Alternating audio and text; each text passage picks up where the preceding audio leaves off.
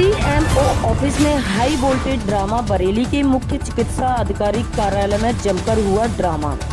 दरअसल बीते साल कोरोना के शुरुआती दौर में बरेली पुराना शहर के हजियापुर के वजीर अहमद को कोरोना पॉजिटिव बताकर एक प्राइवेट अस्पताल में डाल दिया गया था, जहां दवाई, खाना, पानी आदि की कमी के चलते वजीर अहमद की मौत हो गई। वजीर अहमद की मौत के बाद प्रशासन ने दोहरी चाल अपनाई और सबको दफना दिया।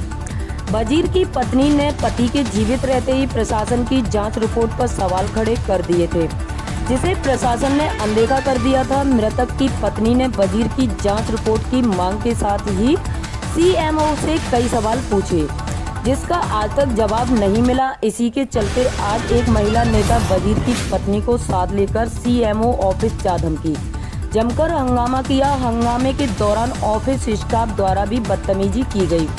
काफी देर तक चलता रहा हाई वोल्टेज ड्रामा। आपको बता दें, वजीर के मामले में जो कुछ भी किया गया उसका जिम्मेदार प्राइवेट अस्पताल और जिला प्रशासन तो है ही, पर उससे कहीं अधिक जिम्मेदार सीएमओ कार्यालय भी है, क्योंकि कोरोना के नाम पर अस्पतालों में जो खेल खेला जा रहा है या कोरोना की जांचों में जो खेल हो रहा है, वह सब सीएमओ कार्यालय के सब ज्ञान और सहमति से हो रहा है। क्राइम 24 न्यूज बरेली से रफी मंसूरी की रिपोर्ट।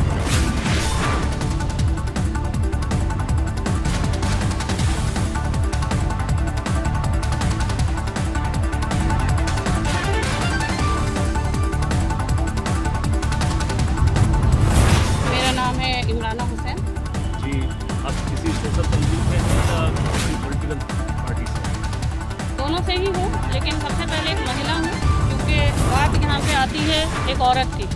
वो औरत सावित्री भी हो सकती है, सलमा भी हो सकती है, कोई भी हो सकती है, और मैं भी एक औरत हूँ। तो हिंदुस्तान के संविधान ने मुझे ये अधिकार दिया है कि मैं सवाल कर सकूँ। इनका सवाल आज हमारा सवाल भी है, हर उस औरत का सवाल है। आज इस सिलसिले में आप इनके साथ जो आई हैं सीएमओ साहब के यहाँ, जी, तो क्या बात हुई सीएमओ साहब से आपकी? पहली चीज़ तो सीएमओ साहब एक बहुत ही गैर जिम्मेदाराना बात कहते हैं कि आप मुझसे बात मत कीजिए, आप मेरे आँख और कान से बात कीजिए। आँख और कान कौन है? वो ये कहते हैं कि पहले हम देख लें कि मसला क्या है, और अगर कोई बात उनसे कहना चाहो तो तुरंत कहते हैं कि आप बदतमीज़ी कर रही हैं। तो मुझे बदतमीज़ी की परिभाषा बता दें कि बदतमीज़ी की परिभाषा क्या होती है। एक औरत जिसके शौहर का मर्डर कर दिया गया, उसका 2 साल का बच्चा, वो किस तरीके से अपना घर चला रही है, बार बार कैसे खर्चा करके यहाँ पे आ रही है, और यहाँ आने के बाद उससे सिर्फ ये कहा जाता है कि मुझसे बात मत कीजिए। तो मुझे ये बताओ, इस गद्दी पे क्यों बैठे हो? तुम्हारा जनाजा थोड़ी है, उतर क्यों नहीं जाते? किसी ने तुम्हें क्या चिपका के रखा है? फेविकोल का जोड़ लगा हुआ है क्या? ये क्यों है जनता तुम्हारे पास? जनता तुमसे बात करने आती है, अपनी तकलीफ कहने आती है, और तुम्हारे पास इतना वक्त नहीं है। तुम कहते हो मेरे आँख नाक कान से बात करो, और जब आँख नाक कान से बात करने जाओ तो वो कहते हैं कि तमीज़ से बात करो। तमीज़ की परिभाषा बताइए कि क्या होती है? पैर पकड़े कि भैया हमारी बात सुन लो, गलत तरीका है। क्या आश्वासन मिला किसी तरह की जांच करेंगे? कोई आश्वासन नहीं, उन्होंने सिर्फ ये कह दिया फॉर्मेलिटी पे कि हम देख के बताएंगे, हमारा फला देखेगा, हमारा फला देखेगा, फिर हम आपको बताएंगे। सवाल जायज़ है और मैं भी करूँगी।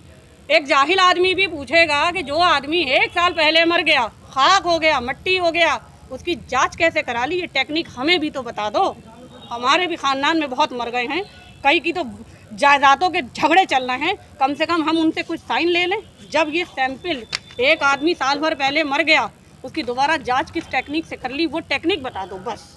बाकी सब बातें बात की, वो इंटरनेशनल टेक्निक कौन सी है वो बता दीजिए। जब मैडम ऐसा लगता है कि ये किसी तरह का जो पीड़ित आई ये महिला, इसको किसी तरह का न्याय देंगे सीएमओ साहब? हमें तो नहीं लगता कि जब तक बहरों के आगे शोर ना मचाओ, बहरे नहीं सुनते। गूंगी बहरी सरकार है।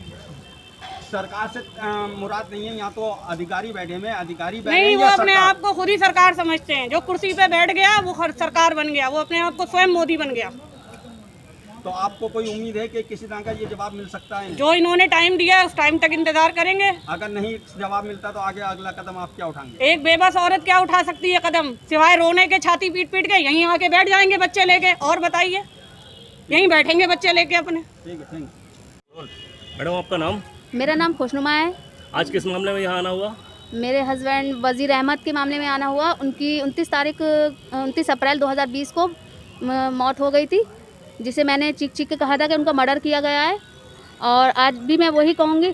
और अब उनकी दोबारा 27 अप्रैल 2021 को उनकी रिपोर्ट आई है, जिसमें कोरोना की सोशल मीडिया पर, उसका जवाब मांगने के लिए मैं यहाँ पर आई थी। वो किस टाइप की रिपोर्ट आई है?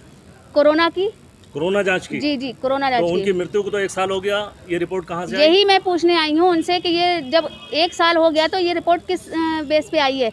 उन्होंने किस तरीके से उनके सैंपल ले लिया, कि कब्र में जाके ले लिया, या कोई और उनकी टेक्नोलॉजी ऐसी है जिस तरीके से उन्होंने उनका सैंपल लेके और ये जांच भेजी है मेरे पास? तो इस संबंध में आज सीएमओ साहब से आप मिली थी, क्या कहा सीएमओ साहब ने? सीएमओ साहब ने सही से मुझे बात भी नहीं करी और बदतमीजी पे आमादा हो गए। किस तरह की बदतमीजी की? सर वो कोई बात सुनने को वो राजी ही नहीं है। वो कहते हैं कि आप मुझसे बात मत कीजिएगा। अगर किससे आपको बात ये करिएगा? जवाब नहीं देते हैं तो आगे अगला कदम आप क्या उठाएंगे? अगला कदम मेरा यही होगा कि मैं या तो कोई आंदोलन करूंगी या फिर कानून का दरवाज़ा खटखटाऊंगी।